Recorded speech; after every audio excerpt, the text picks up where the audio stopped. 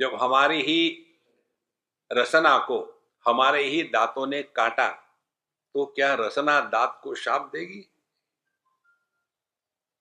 और यदि हमारी ही रसना दांतों के बीच गई और वहां अड़ा हुआ अन्न का कण निकाला खोद खोद के, तो दांत कहेंगे क्या, मैं तुमको आशीर्वाद देता हूं। यह दोनों बातें केवल द्वैत को सत्य मानने से होती है। भक्त के जीवन में परमात्मा ही है, अन्य कहाँ है? ज्ञानी के जीवन में एक ही तत्व है, अन्य कहाँ है? इसीलिए यहाँ जो है अपने देह के धर्म है उसके अनुसार जीवन चलाओ, प्राण के धर्म है भूख प्यास के, उसको समय पर खाना दे दो, काम में लगाओ। अब आते हैं अहंकार की बात करते हैं। अंतःकरण में तेषु चक्षुरादिषु वर्ष्मणि अहमित्यभिमानेन तिष्ठत्याभास तेजसा। अब यहां ध्यान से सुनना। सूर्य का प्रकाश जब पत्थर पर पड़ा तो हमको केवल पत्थर का दर्शन होता है, और यदि सूर्य का प्रकाश दर्पण पर पड़ा तो क्या होता है? दर्पण भी दिखता है, और दर्पण में सूर्य के प्रतिबिंब से दूसरा प्रकाश निकलता है। सूर्य तो वही है, उपाधियां भिन्न है। इसी प्रकार से परमात्मा के प्रकाश में जड़ देह प्रकाशित हो गया, और परमात्मा के प्रकाश में प्राणमय कोश प्रकाशित हो गया, भूख प्यास लगने लग गई। लेकिन परमात्मा के प्रकाश में अंतःकरण भी प्रकाशित होता है, लेकिन जैसे दर्पण को प्रकाशित करने के बाद भी उस दर्पण के प्रतिबिंब से दूसरा प्रकाश निकलता है, इसी प्रकार से परमात्मा का प्रतिबिंब जब अंतःकरण में होता है उसको कहते चिदाभास, और फिर वो अन्य को प्रकाशित करता है।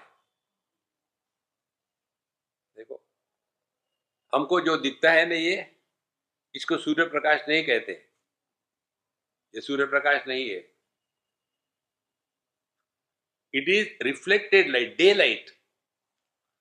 सूर्य प्रकाश यदि दिखता हो तो आकाश में रात्रि के समय अंधकार क्यों है? क्या वहां सूर्य प्रकाश नहीं है?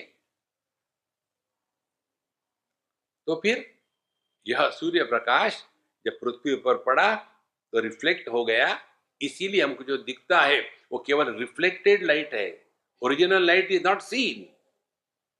तो हमको सूर्य प्रकाश की यदि वर्णन ही करना हो तो क्या कहेंगे? Sunlight is a dark light. इसी प्रकार से परमात्मा, इसका जब प्रकाश पड़ता है अंतःकरण में, तो वहां से जो दूसरा प्रकाश निकलता है उसको कहते हैं अहम इति। वहां अब मैं प्रकट हो गया।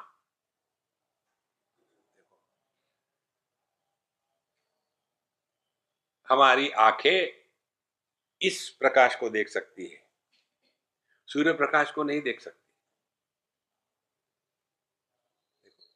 इसीलिए अंतःकरण में तेषु चक्षुरादिषु वर्ष्मणि अहम इति अभिमानेन तिष्ठति आभास तेजसा।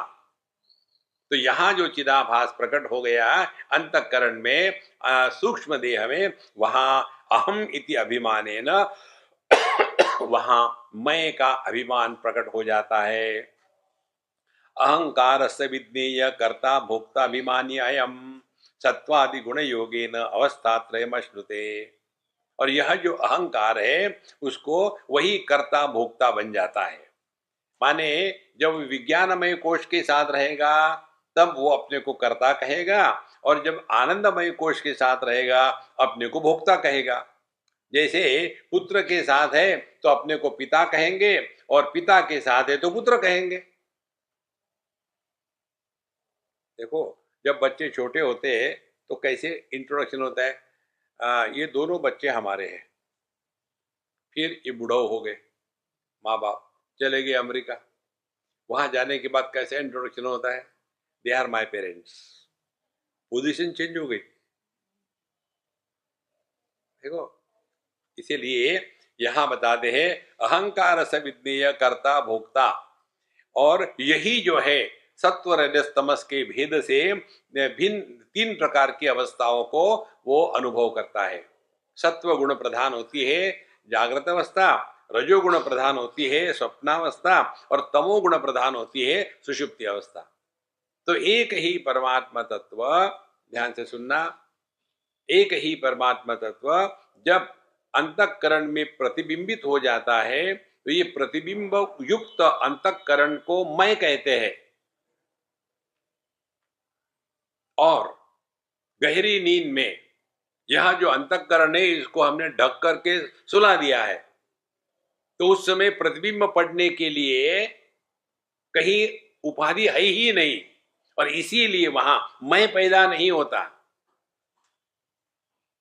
देखो, तो सत्वादि गुण योगे न, फिर यही जो अहंकार है ये तीन गुणों के कारण तीन प्रकार की अनुभूतियां करता है। और कैसी अनुभूति करता है ये? विषयाणाम आनुकूल्ये सुखी दुखी विपर्ये सुखम दुखम च तद्धर्मः सदानंदस्य नात्मनः।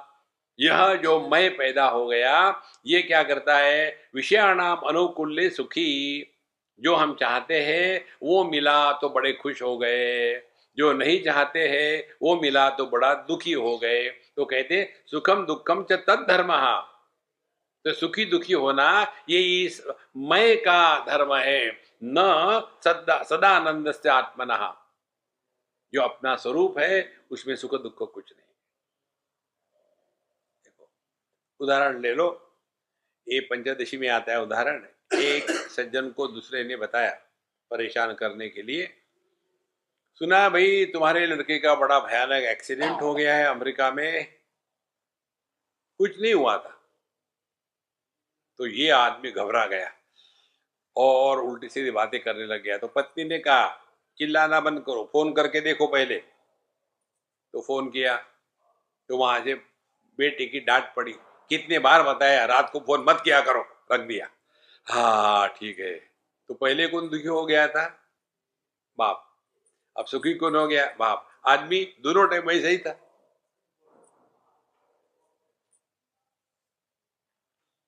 जिस दिन ये बात ग्रहण होगी ना, समझ लेना बापे दी फुल कृपा।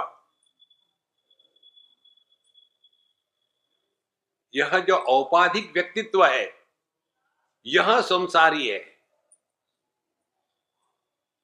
देखो, और सूक्ष्म बात बताते हैं आपको, औपाधिक व्यक्ति नहीं होती, औपाधिक अभिव्यक्ति होती है। कोई भी बेवकूफ किसी भी बेवकूफ से शादी कर ले तो उसको पति कहते हैं। तो पति यह अभिव्यक्ति है, ये व्यक्ति नहीं है। तो साधना क्या हो गई? व्यक्ति से हट करके अभिव्यक्ति में प्रवेश करें।